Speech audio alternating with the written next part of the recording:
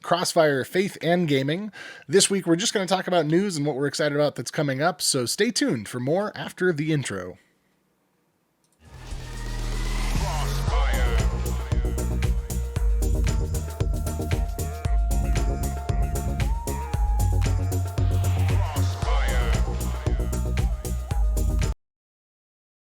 What's up, everybody, and welcome to Crossfire Faith and Gaming Podcast. Yes, that is the name of the podcast. David forgot in the intro. It is our 40th episode. We've only been doing this, 40 different times. But hey, we're all new to this. I'm one of your hosts, Russ Dornish, obviously alongside my co-host, the Reverend David Petty, who is battling ailments of all sorts of magical and mysterious feats. So he's going to be a little quiet today, but joining me as well, who filled in for me last week wonderfully, is our other man, Brian. Thanks. I'm doing my best.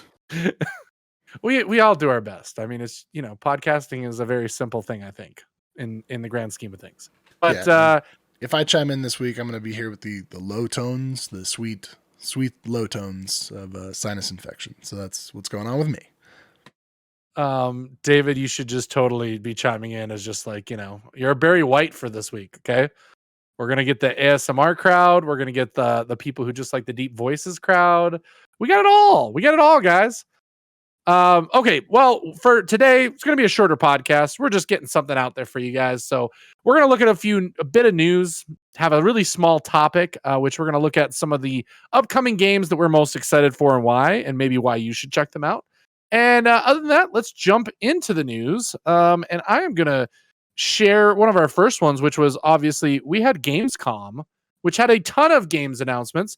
But the biggest announcement that I think came from that is Dead Island 2. Yes, Dead Island 2, the game with the greatest trailer of all time, 8 years ago, is finally coming out, and it's coming out next year.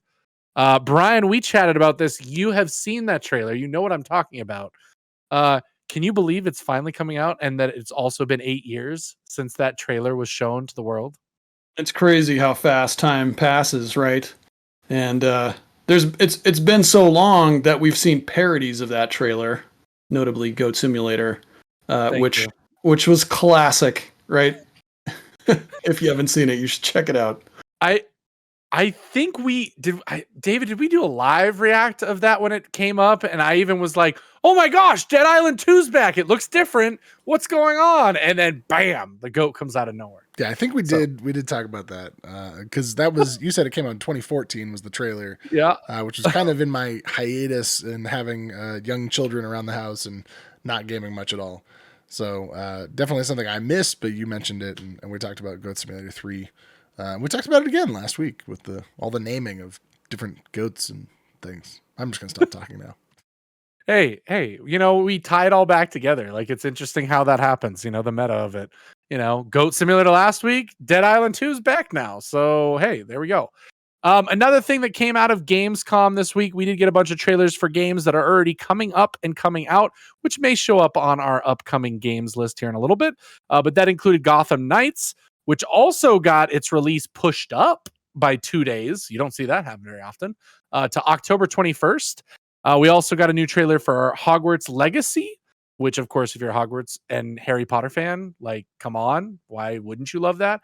And then one of my big ones, the Dave I showed him and said he will not be playing, is the Callisto Protocol, which is a very violent horror genre game made by the people who made Dead Space. Not sure if either of you have at all tried Dead Space. Brian, you ever seen or played Dead Space? I've seen Dead Space. I haven't played it. Okay. Yeah, I'm not too much for horror games, but it definitely has a reputation for sure. I think the biggest part of it. Played it, nor do I intend to. Not a huge fan of horror games. In fact, probably if I'd known the extent that The Last of Us went into kind of the horror genre, I may not have played it, but even that, I would say The Last of Us is like as far as I'll go with like games that have horror, but still a ton of heart and character development and story, and like Half-Life Alyx, there's a lot of horror elements, but it's not raw, all horror all the time. The last bit of news here from the Gamescom that I just want to highlight, there's a bunch more, so make sure you guys check out all of the different announcements and things on your own here. But the PlayStation announced their new Pro controller. We've got the DualSense Edge, which is going to come with removable thumbsticks, back buttons, all the wonderful things that people love about their Pro controllers, whether it's the Xbox Elite controller or the previous Scuff PlayStation controller. I don't have any use for a Pro controller. It's mostly for like online gamers. I mean, Brian, I'm surprised you're not into Pro controllers, like being a Rocket League and those type of games. Like, you ever thought about getting a Pro controller? Thought about it, but the price is just difficult to overcome. It's hard to justify for me a controller that expensive when I'm just a very average Rocket League player. Yeah, and I bought the Xbox Elite controller a while back because I wanted the best of the best, and I realized I really didn't take advantage of the things that were customizable about it, and it felt nice in my hands, but I kept having to think like, okay, this is $170 or $180 or whatever it was, and I apologize if anybody's hearing like little dings and dongs going off. There's notifications keep popping up on my computer here, but yeah, I love the way it felt in my hands, but I have to ask myself, like, do I want this, or like, would I rather have 3 controllers? Because it's really like 3 times the price of a single controller, and it functions the same way. I mean, it's it doesn't massage your back, or it doesn't have air conditioning. It doesn't slice and dice? Nope. Come on. Doesn't even chop. Oh, not even the chop feature. Up next, just a quick little update story for those of you that are fans of the series, but there has been a confirmation that the next Mafia game is coming out. They have not confirmed that it'll be Mafia 4, even though we just got Mafia 3. But it will take a while, so if you're a Mafia fan, look forward to that. There wasn't much info besides just the announcement on that. And then some big movie news. I mean, can we just talk about the fact that video game movies are like all of a sudden now the rage? Like, PlayStation makes their own studio. They're coming out with a bunch of movies and TV shows and all that. And now we are getting a high budget rated R BioShock movie on Netflix, which I cannot think of a series that I think would be the easier to transition over into TV or movie than BioShock. What are your guys' thoughts on the potential of a BioShock movie? Yeah, we talked about the Last of Us, television show that's coming last week, and how excited we are because of the material and the rich source to draw from that is. And I think BioShock is much the same, right? Like that's a great place to start from to make a movie or TV show. Well, and I think that I'm actually going to play off an article that I just pulled up on IGN. The article is written by Jesse Shedin.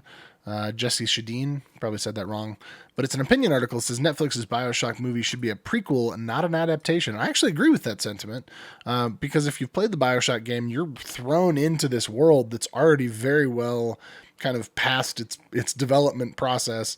So I think, if they're going to make a movie, what better way than to give a prequel that's kind of before even the games take place, just to introduce that whole world, whet everybody's appetite, pun, whet everybody's appetite, because it takes place underwater, and then say, okay, well, now that you like that, now let's bring it into the stories that you know and love, but introduce something new. I think would be great, and there's so much content there, and such a deep story, so.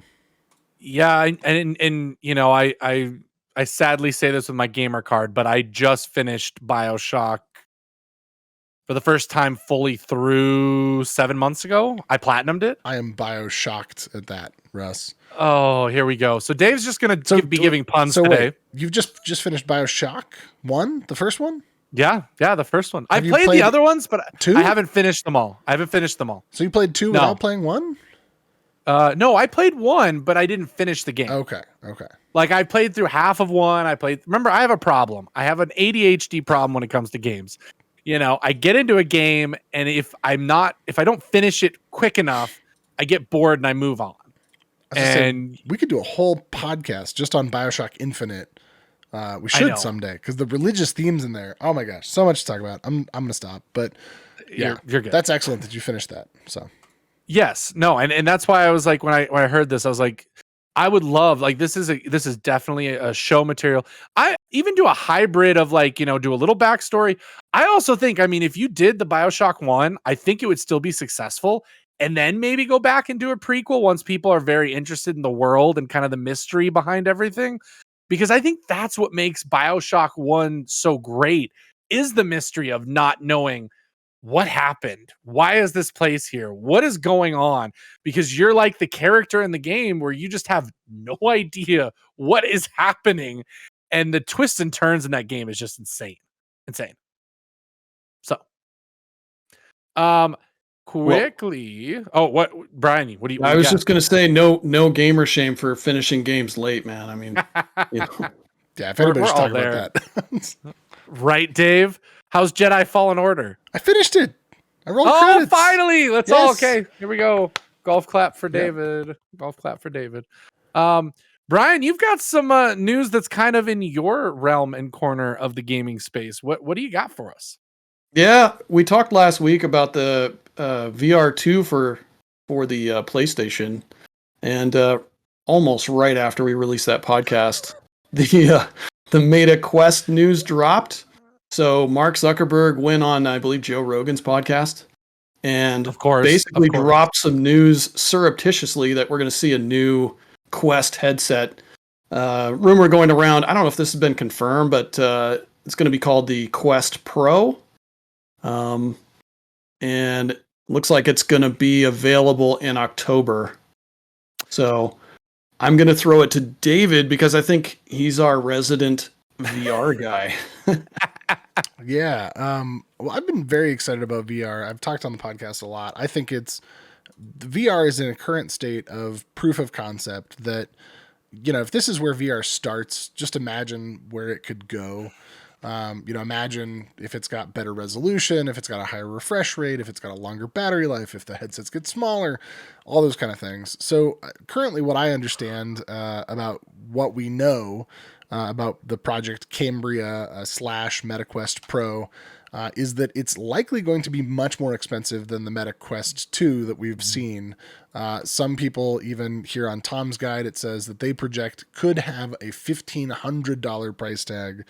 The other thing, as I understand it, is that some of their next-gen headsets are more aimed at business and commercial applications. We kind of talked about, imagine if a surgeon could throw on a MetaQuest Pro headset and do a surgery where he's able to, or she's able to actually like get into the surgery much more immersively. So we'll see. I don't know that I'm going to spend $1,500 on a VR headset, which was actually the thing that kept me out of VR for so long. From the first time that I tried a friend's HTC Vive, and I thought that's amazing, but it's $1,000 and I can't justify it. So I do think it'll be interesting to see. Right now, it says that the confirmation is that MetaQuest's next headset is going to arrive in October, which I think is redonkulous because we have not seen any news about it just yet. Like, I would think an announcement now that then could announce that it's coming in October. But so far we have not seen official announcements, just weird leaks and things like that. So, yeah. What do you think, Russ? I agree. I would say that this is definitely going to be commercial grade. I think if you think about it, I mean, businesses have a lot more money to invest in technology that can help them do things like trainings, virtual meetings, things that companies are moving towards. A $1,500 headset is a lot cheaper than constant plane tickets for employees going to meetings and things like that. So definitely that. I think universities and schools could really invest in it. Like you said, it'd be great for medical schools around the country to be able to use that as a tool to get training and residency stuff and all that. So I definitely think that their goal is going to be more of a commercial focus.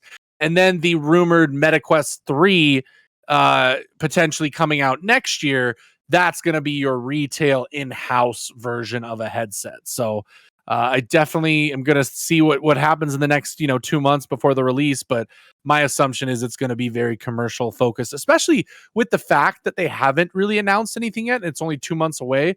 I mean, you would think with a retail thing they would be really ramping up the announcements ahead of it, and getting that out there, especially as we get into the holiday seasons. So my guess is, again, they're not going to be targeting, families and retail and at-home purchases. It's going to be for those people that have to have the latest and greatest, and then commercial. Yeah, I do think that one other quick note. I'm pulling up a graphic here on the screen, what it is supposedly going to look like, and this graphic shows the kind of thin headset design, and the other thing is that it's this is supposedly then going to be mixed reality as well, that it should have the ability to do augmented reality as well as just full VR. So it might even be a totally different product than anything they've ever had. So just want to throw that out there. Definitely. Yeah, go that ahead, would be a Brian. major development if it really did AR as well as VR. That would be significant, improvement, I think. Yeah, I'll be very interested to see the price tag. I mean, honestly, the price tag is going to be the craziest part to this. And then we'll really know who it was made for. So, keep an eye out, ladies and gentlemen, because we'll probably eventually talk about it here in the coming months. So real quick, let's move on to the last little bit of piece of news before we get kind of into our topic of the show. The Last of Us Part 1 trophy. Yes. The Last of Us Part 1 trophy list was leaked. Which, for those of you that don't remember, I am a big trophy person here. I am the resident trophy / achievement person, and I just care about platinum that. trophies do you have, Russ? How many? 82. Thank you very There you much. go. I'm very proud of my 82 platinum trophies. And I will be happy to finally complete my Naughty Dog trifecta, because I did not get the Last of Us remastered platinum. I only had the multiplayer trophies left. But the new list, no multiplayer and no difficulty trophies. So you can get the platinum in one playthrough on easy. That's how it works. So Beautiful. super easy game. Mind you, you also have to beat the Left Behind DLC, which, by the way, I have not played Left Behind. I have not. David, did you ever play Left Behind? I did not play it. No. Whew. I've heard so much about it. And Brian, they are developing The Last of Us Part 1 for PC. So there is the chance that you can play it on your PC. Yeah, and I mean, for you guys, it sounds like there's opportunity to play DLC that you haven't played, so that's pretty awesome. Yeah, it is exciting that they're excited. packaging that with the new game. Yeah.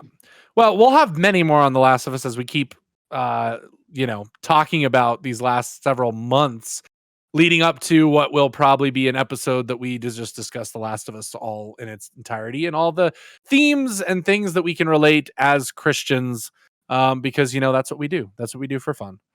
So let me introduce the topic of the show, and I will turn it over to Brian first and then David.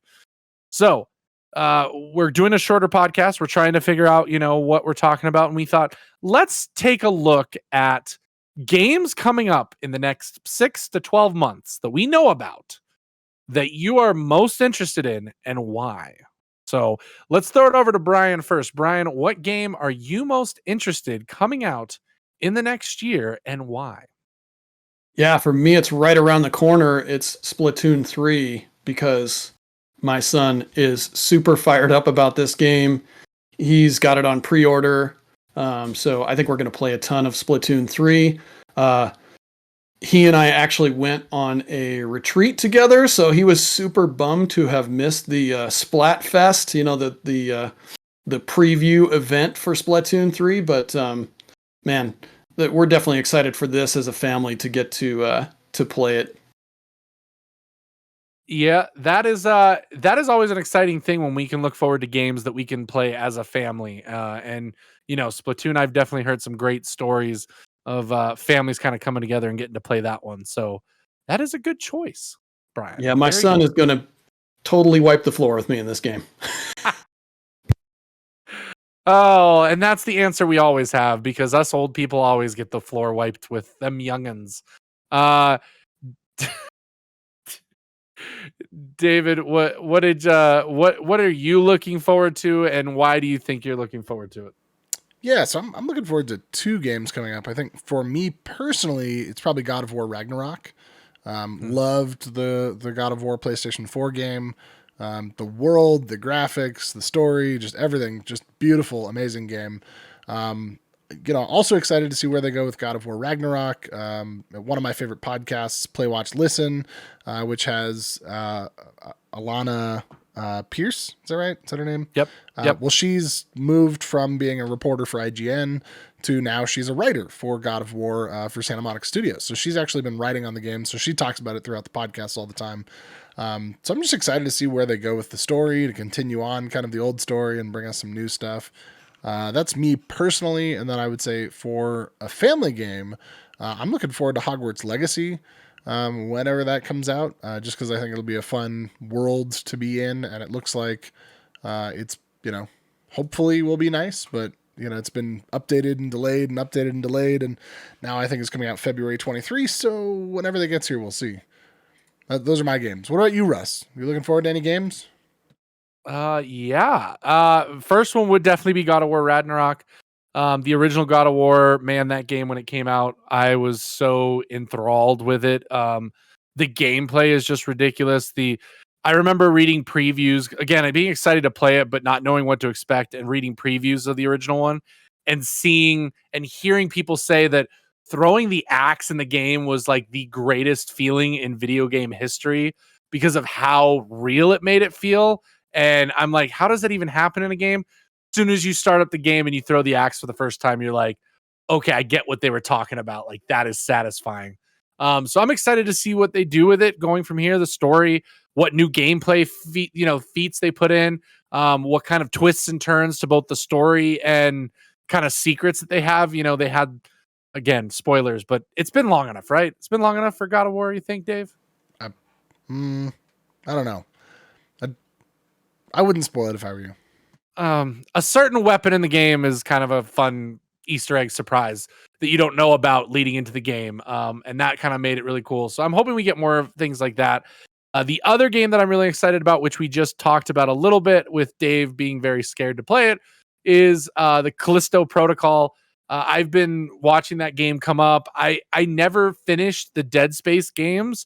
Another time of Russ and his ADHD of switching games. But the game, the atmosphere, the big thing is the physics, because the way that you're supposed to defeat the monsters in Dead Space is you kind of remove limbs off their body. And it was kind of cool how you did that with like a laser gun. And so it looks like the creators of Dead Space who are working on Callisto are doing things with physics and fun things like that. So I'm excited to see it. I'm excited to play it, and it comes out in December. So we got 2 big games coming this fall. But yeah, that's kind of just a real quick on what I'm looking forward to. Brian, you have anything else you want to add about games you're looking forward to, or anything else going on? I don't. No, that was it for me. I do want to say, just really quick, back to your God of War thoughts. Yes, I'm really excited to see what they do with the new haptics in the new controller. Ooh. Because I think that makes a huge difference. I didn't even realize it going back and playing some of the games that I hadn't been playing in a while. Picking up Miles Morales, just those little details of the electricity feel or the jump feel, the little haptics and the button press resistance. So I think there's a lot they could do in God of War that will be interesting and unique to the PS5 experience. So I'm excited to see that. So yeah. That's my last piece to add, was I wanted to agree with you on the God of War stuff. Well, I mean, here's the thing. Whenever I grab my Xbox controller, I mean, nothing against Xbox, but I feel like I'm missing something now because I'm so used to the PlayStation controller and the haptic feedback and all of that it provides. And I think Xbox really did miss an opportunity there. I'm sure the next one will have, all the same bells and whistles on the controllers, but definitely a miscue by Xbox on not really going after the controller and working on that. But yeah, I'm even super surprised excited that they didn't come out with any sort of a year after releasing the Series X to be like, oh, by the way, and here's our new controller that's going to be updated. And And yeah, we're totally doing cool things with our controllers. Instead, they're just like, nah, we're just going to stick with the classic, you know. We're out. Like, I was surprised by that. So I don't know if they've got something up their sleeves for haptics or any of that kind of stuff in the future, or if they're taking the classic one and done approach to, you know, just sticking with what people know. Yeah. So, well, that being said, I think that's all we've got for the show today. I want to close out just with a quick thank you for listening, for everybody who is listening right now, for everybody who might listen in the future, and to let you know that in addition to just creating the news, we are actually a community. The reason we create this news podcast is to invite people to the community. So we've got a Discord community that you can go to discord.crossfirecast.com and you can join there. You can check us out on Facebook. You can check us out on Instagram or Twitter. We've got a TikTok where we announce everything that we're doing, and sometimes we stream on Twitch. I believe Russ is streaming on Twitch next week as I'll be out of town. So there's lots of different ways to engage with this community, and the whole idea is that we create a community that is uplifting, a community that is life-giving, a community centered around people of faith who kind of, you know, strengthen one another in our bonds and our connections. And so I just want to say thank you for being a part of this community. A huge shout out to some of our Patreon supporters, and especially Lonnie White, who is our silver level Patreon supporter. If you want to support us on Patreon and hear more podcasts like this, click on over to patreon.com/shoot. Normally it's right here on the screen and I don't have it up, and I'm going to have to edit this part out because Dave, because what is the, just send them to our website, patreon.com, where they can find everything. Church for Gamers. That's right. Patreon.com/Church for Gamers. Maybe I won't edit it out, but yeah, patreon.com/Church for Gamers. Hopefully very easy. That is FOR Gamers, not the number 4, Church for Gamers at Patreon. You too could support us for as little as $3 a month. Helps us sustain the ministry we've got going on. So with that being said, any last thoughts from Russ or Brian? All right. Just really excited to see what games are coming up. We'll have more for you as we go. I'm excited. All right. Well, everybody have a great day, and God bless you. God bless, guys. See you.